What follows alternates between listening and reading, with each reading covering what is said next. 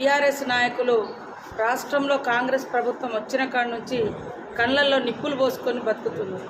ఎందుకంటే ఈ రాష్ట్రం జీవితాంతం కేసీఆర్ కుటుంబమే పరిపాలిస్తుందని భ్రమలలో బతికారు. కానీ ప్రజలు ప్రజాస్వామికంగా ఆలోచించి కాంగ్రెస్ ప్రభుత్వానికి అవకాశం ఇచ్చారు.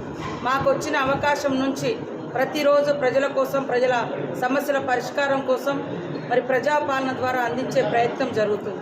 మేము అధికారానికి వచ్చిన రెండో రోజు నుంచే మా మీద విమర్శలు పెట్టారు. ఆ విమర్శలు ఏదో ప్రజల కోసం కాదు, ప్రజా సమస్యల పరిష్కారం కోసం కాదు.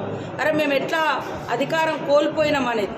అదే కాకుండా మా ప్రభుత్వం వచ్చిన రెండో రోజు నుంచే విమర్శలతో పాటు ఈ ప్రభుత్వం ఎక్కువ కాలం ఉండదు, కూలగొడతాం, కూల్చేస్తాం, ఇది చేస్తాం, అది చేస్తామని. దాంతో అనేక మంది వాళ్ళ పార్టీలలో కూడా ఉన్నటువంటి వాళ్ళు ఇదేం పద్ధతి, వాళ్ళు వచ్చి 4 రోజులు కాలేదు ఇప్పుడే కూలగొడతామని మాట్లాడేందుకని అక్కడి నుంచి చాలామంది కాంగ్రెస్ పార్టీలోకి రావడం జరిగింది. అయితే తెలంగాణ రాష్ట్రం వచ్చిన తర్వాత గొప్ప సాంప్రదాయాలని చెప్పి ఇతర పార్టీలలో గెలిచినటువంటి ఎమ్మెల్యేలను, ఎమ్మెల్సీలను లేకుండా చేసి, ఆ పార్టీలను లేకుండా చేసి ఈ రాష్ట్రాన్ని తమ ఎస్టేట్గా మార్చుకుందామని 10 ఏళ్ళు ఇష్టారాజ్యంగా ఎవరైనా ప్రశ్నించేటోళ్ళు ఉంటే, ఎవరైనా నాయకులు స్టాండర్డ్గా నిలబడితే వాళ్ళ ఫోన్లు ట్యాపింగ్ చేయించడం, మరి పోలీస్ వ్యవస్థనంతా కూడా వాళ్ళ స్వచ్ఛంద వాళ్ళ ఇంటి మనుషుల్లాగా వాడుకోవడం, ఇదంతా చేశారు. కానీ ఈరోజు పోలీసు వ్యవస్థ కానీ, ప్రభుత్వ యంత్రాంగం కానీ ప్రజలకు అందుబాటులో ఉండి ప్రజాస్వామికంగా పనిచేస్తున్నారు. ఇవాళ మరి కాంగ్రెస్ పార్టీలకు వచ్చిన వాళ్ళ మీద ఇంత లేచి మరి ఎగురుతూ ఉన్నారు. అయ్యా మీకు అనే అర్హత ఉందా? ఏది ఎమ్మెల్యేల అనర్హత గురించి మాట్లాడే అర్హత ఉందా? మీరు అధికారంలోకి వచ్చిన వెంటనే తెలుగుదేశంలో ఉన్న వాళ్ళందరినీ తీసుకున్నారు, కాంగ్రెస్లో ఉన్న ఎమ్మెల్సీలందరినీ తీసుకున్నారు, కాంగ్రెస్ ఎమ్మెల్యేలందరినీ తీసుకున్నారు. ఎంత విచిత్రం అంటే గురువింజ సామెత లాగుంది. పక్కన సబితా ఇంద్రాని పెట్టుకొని మాట్లాడతారు హరీష్ రావు, అటు పక్కన తలసాని శ్రీనివాస్ యాదవ్ని పెట్టుకొని మాట్లాడతారు, ఇటు పక్కన టీడీపీలో గెలిచి రాజీనామా చేయకుండా పోయిన వివేక్ని పెట్టుకొని మాట్లాడతారు, అటు పక్కన ఇంకొక వీళ్ళందరూ కూడా టీడీపీ కాంగ్రెస్ నుంచి వచ్చినటువంటి వాళ్ళని ఇవాళ అంటే వాళ్ళు మాట్లాడేది. మీకు నిజాయితీ ఉంటే మీరు రాజీనామా చేయించుంటే నిజంగా మాట్లాడితే ప్రజలు హర్షిస్తారు. మీ పార్టీలకు వచ్చినప్పుడేమో అసలు కండువా కూడా అట్లా కప్పిరో లేదో తీసుకుపోయి మంత్రి పదవులు ఇచ్చారు, అవునా కాదా? మంత్రులను చేశారు. మీకు మాట్లాడే అర్హత ఉందని మీరు కొత్త సాంప్రదాయాలు చేస్తున్నారంటే నిజంగా ఏంటియో అనుకున్నాం. మేము తెలంగాణ రాష్ట్రం వచ్చిన కొత్తలో వాళ్ళు ఏం చేశారు? మా అసెంబ్లీలో గొంతెత్తి మాట్లాడద్దు, రోడ్ల మీదకి వచ్చి ధర్నా చేయొద్దు, ధర్నా చౌక్లో కూర్చొని ధర్నా చౌక్లో ధర్నా కూడా చేయొద్దు, అట్లాంటి ఆంక్షలు పెట్టారు. లేదా ప్రతి ఒక్కరు ఏ రాజకీయ నాయకులు ఉంటారో వాళ్ళన్నీ ఫోన్లు ట్యాపింగ్ చేయాలి, ఇట్లా చేసి ప్రత్యేకంగా పోలీస్ టీంలను పెట్టుకొని నడిపించారు. ఇవాళ పోలీసులను బెదిరిస్తారే, మేము ఇట్లా చూస్తాం, మీ సంగతి చూస్తాం, అది అని. ఏ సంగతి చూస్తారే? వాళ్ళని వాళ్ళ లెక్క బతకనీయలే, పోలీసు వ్యవస్థను పోలీసు వ్యవస్థ లెక్క పనిచేయనీయలే, ప్రజాస్వామిక వాదుల లెక్క బతకనీయలే, ప్రశ్నించే గొంతులను బతకనీయలే. కేవలం కేసీఆర్ ఎస్టేట్ మనుషుల్లాగా, వాళ్ళ ఇంటి కాపుల మనుషుల్లాగా ఉండాలని ఈ రాష్ట్రాన్ని కోరుకున్నారు. కానీ తెలంగాణ రాష్ట్రంలో కాంగ్రెస్ ప్రభుత్వం అధికారంలోకి వచ్చిన తర్వాత ఖచ్చితంగా ఒక నియమ నిబంధనలతోటి ప్రజాస్వామిక లక్ష్యంతో మేము పనిచేస్తున్నాం.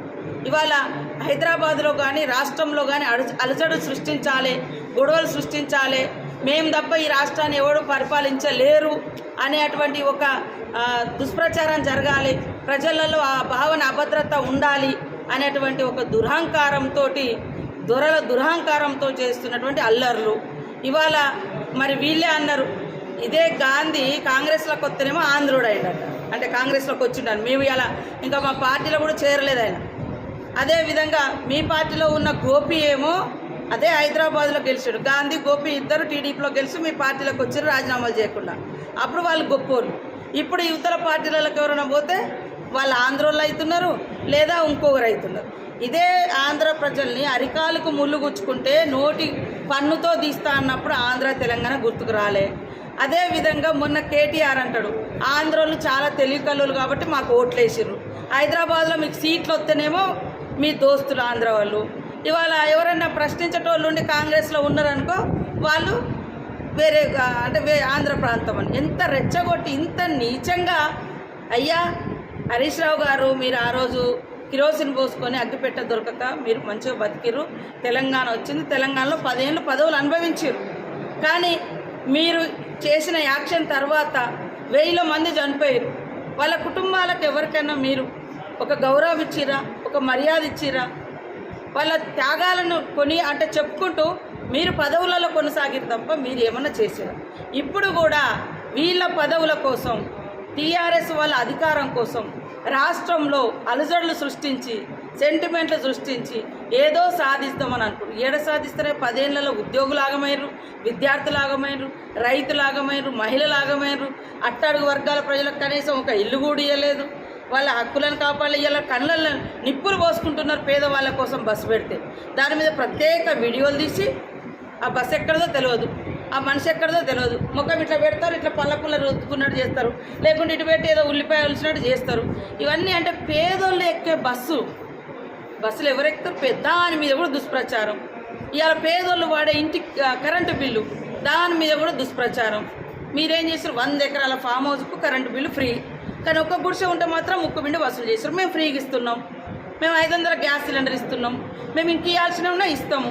కానీ మీరు 10 ఏళ్లలో మరి కేవలం ఉన్నత 100 ఎకరాలు ఆసాములకు భూసాములకు న్యాయం చేశారు. మేము గ్రాస్ రూట్ వాళ్ళకు న్యాయం చేయాలని చూస్తున్నాము.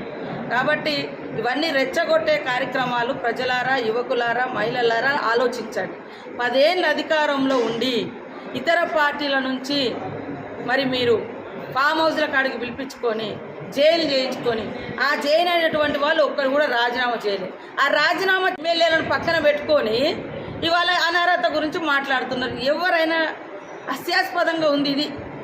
మీరు రాజీనామా చేసి ఉంటే సబితా ఇంద్రారెడ్డి గారు కావచ్చు, తలసాని శ్రీనివాస్ యాదవ్ కావచ్చు, రేఖా కాంతారావు కావచ్చు, ఇంకా ఎంతోమంది మరి కాంగ్రెస్ పార్టీ నుంచి అందరినీ తీసుకున్నారు.